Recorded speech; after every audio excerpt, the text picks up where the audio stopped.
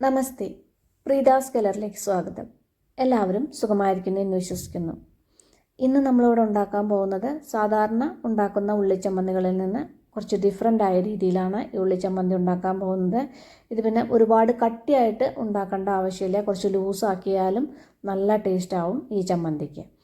അപ്പോൾ വീഡിയോ എല്ലാവരും സ്കിപ്പ് ചെയ്യാതെ മുഴുവനായിട്ട് കാണുമെന്ന് വിചാരിക്കുന്നു. വീഡിയോ ഇഷ്ടമായിട്ടുണ്ടെങ്കിൽ ഒന്ന് ലൈക്ക് ചെയ്യാനും മറ്റുള്ളവർക്കൊക്കെ ഷെയർ ചെയ്ത് കൊടുക്കാനും മറക്കില്ലല്ലോ. സബ്സ്ക്രൈബ് ചെയ്യാത്തവർ ഒന്ന് സബ്സ്ക്രൈബ് ചെയ്യാനും മറക്കല്ലേ.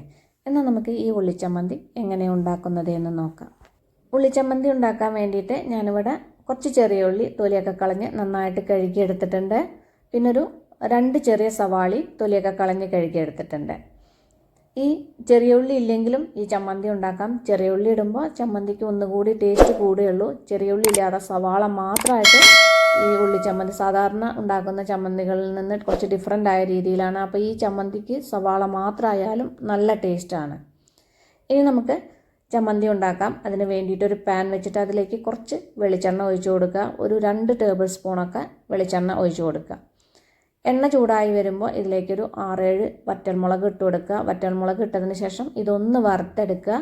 ഇത് നല്ല ചെറിയ വറ്റൽമുളകുമാണ്, അധികം എരിവൊന്നുമില്ല. അതാണ് ഞാൻ ഒരു 7 ഇട്ട് കൊടുത്തിട്ടുള്ളത്.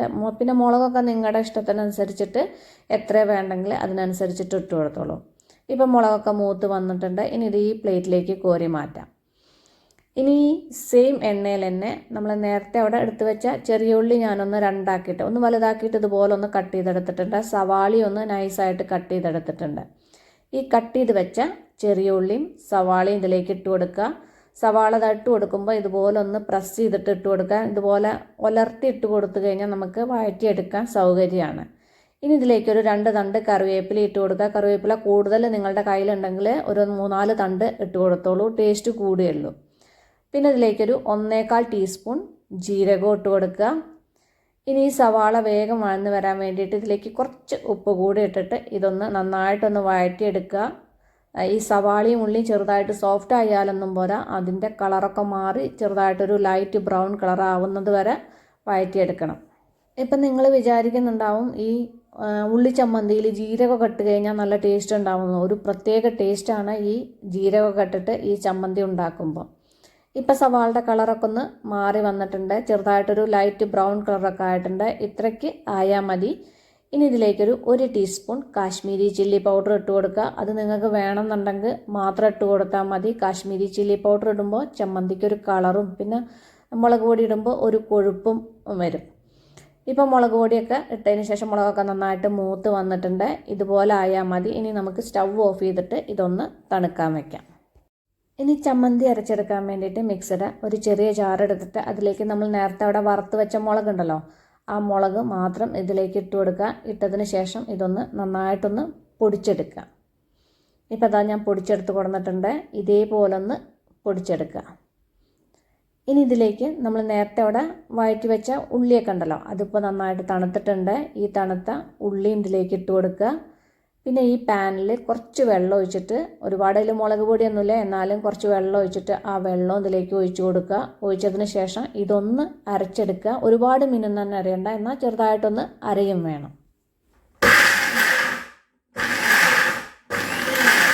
ഇതാ കണ്ടില്ലേ, ഇതേപോലെ ഒന്ന് അരച്ചെടുക്കുക.